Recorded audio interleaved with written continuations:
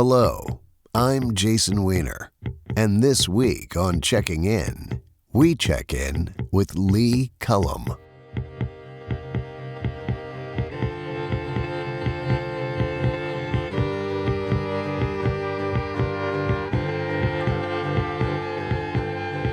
Lee was a computer man who saw the world in ones and zeros, until one day when he pressed the shift key.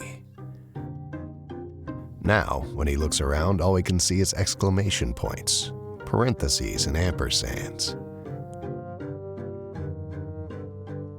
He doesn't mind the ambiguity.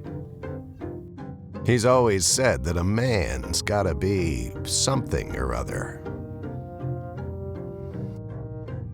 We'll ask him if there's something we're missing this week on Checking In with Jason Weiner.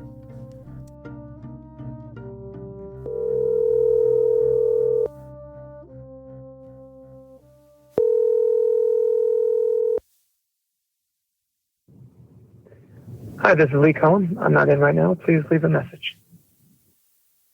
At the tone, please record your message. When you've finished recording, you may hang up or press 1 for more options. Hello, Lee. This is Jason Weiner checking in. Just wondering how you do it, where you keep it, and if it's going to need a maintenance plan. Talk soon. This has been Jason Weiner checking in.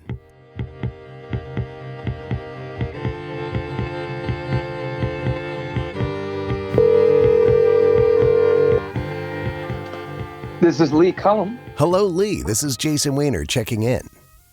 How are you? I'm doing well. Thank you for asking. Fantastic. Indeed. Now, there's so much to know about you, but I think the most interesting thing is your late life conversion. Late in life, you became a chicken man. You went out and you acquired chickens, and you husbanded the chickens? Practice the art of husbandry. Is chicken husbandry a thing? Is that something that is part of the process? Okay, I'm gonna come clean here. We never mated the chickens. We bought them at Tractor Supply for $5. I see. And we didn't get roosters after the first 2 times. What are the roosters? Did they just wander off? Or are they not? The roosters are super loud, and the neighbors hate you. So you just get hens because they're sweet and cute and quiet. But they gossip a lot, though, if I'm not mistaken. they do prattle on. No, but in terms of, so what did you do? Did you just did you set the roosters free, or did you go to a cockfight? What do you do with an unwanted rooster? Yeah, you throw them outside the fence to free range them so that they can get eaten by hawks and foxes. That just nature just takes care of it? Yes, within 2 hours. No, we didn't actually do that, but that is a quick way to get rid of a hen, is to take them outside of the fence. Because I feel like that chickens seem like one of those animals that wouldn't exist but for humanity. I feel like we really are sheltering them from the worst parts of the world. What makes you feel that way? Because for the lack of flight and the delicious fatness. That's true. I think you're right about that.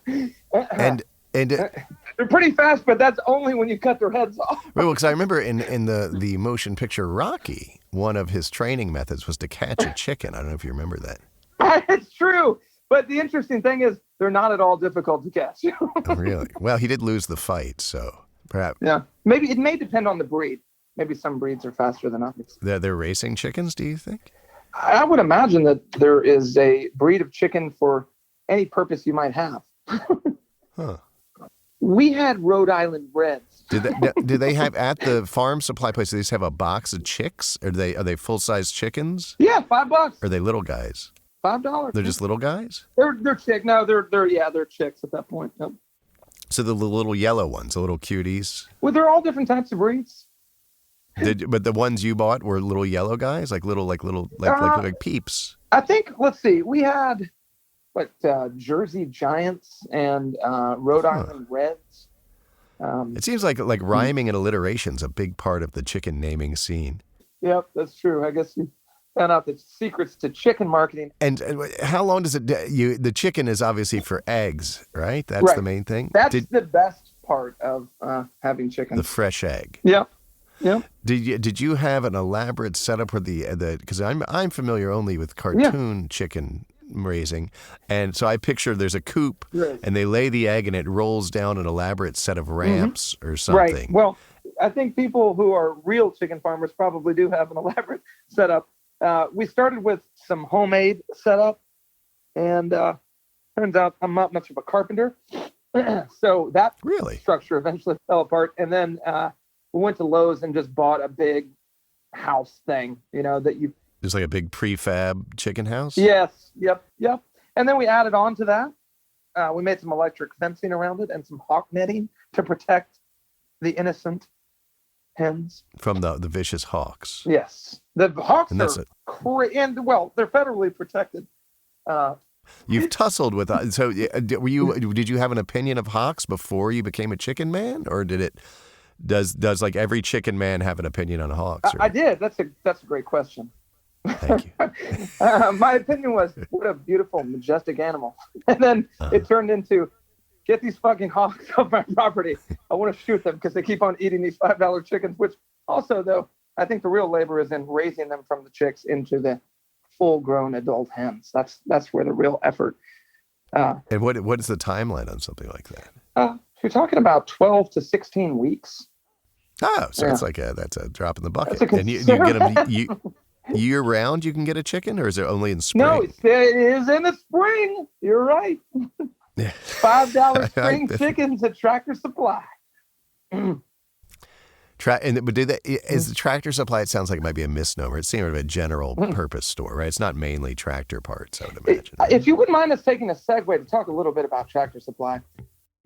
And they're based in Franklin, Tennessee. Lee's knowledge of Tractor Supply was formidable and left me with a deep appreciation for rural general stores. As with all conversations, eventually we tired of chickens and turned to a darker subject, the dangers of iced tea. Turns out they outsourced their engine.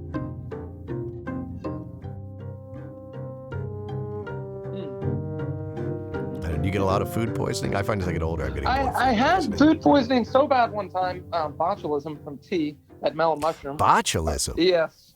That it caused me to have a seizure, and now I'm an epileptic. Really? Yes. The day before my first son was born. Fascinating. Now, how did you find out it was? How did you find out it was from it was from tea at Mellow Mushroom? Yes. Mm-hmm. Were you able to? Did you contact Mellow Mushroom and tell them? I did not. It's pretty common, really. We don't. So how were you able to? Like the doctor was like, "Oh, it's another Mellow Mushroom botulism case." Another. I think it's. Did you ever work in the restaurant industry? Well, yeah, but we did some questionable things, but I don't think we ever gave anyone botulism.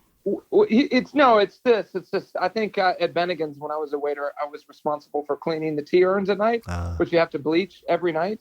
To prevent botulism. I can imagine that people being paid $2.15 an hour might be remiss in their duties from time to time. Yeah, but it's fascinating that botulism caused that, huh? Well, they don't know. There's correlation and causation, but it certainly was an incredibly powerful episode of food poisoning, and I've never been so sick. Yeah, and it was just your classic like barfing, stomach cramps, and yeah, but just nonstop for 3 days. And I've never lost so much fluid. Ugh, and that's weird because you can't drink it because then you barf it right back up, right? Like it's. Oh yeah, it was awful. And then seizure. Then I went to the hospital, and I had so much Dilantin. I had an IV with Dilantin. And I became just completely disoriented. So I was disoriented for the birth of Jake. Wow. Yeah, it's crazy. But you were oriented for the rest of them. I then reoriented. Well, Lee, I for one am thrilled that you reoriented and hope that you stay oriented in all your future endeavors. Mm-hmm. And I want to thank you for checking in. First of all, you're welcome, and I just appreciate you inviting me onto your show and being a part of this. I wouldn't have it any other way. Yeah, thank you. Good day. This has been Jason Weiner checking in.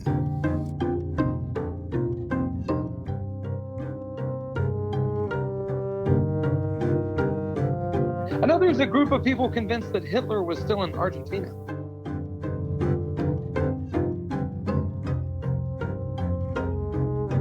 You consume so much salmonella that your body does build up a resistance. So I think that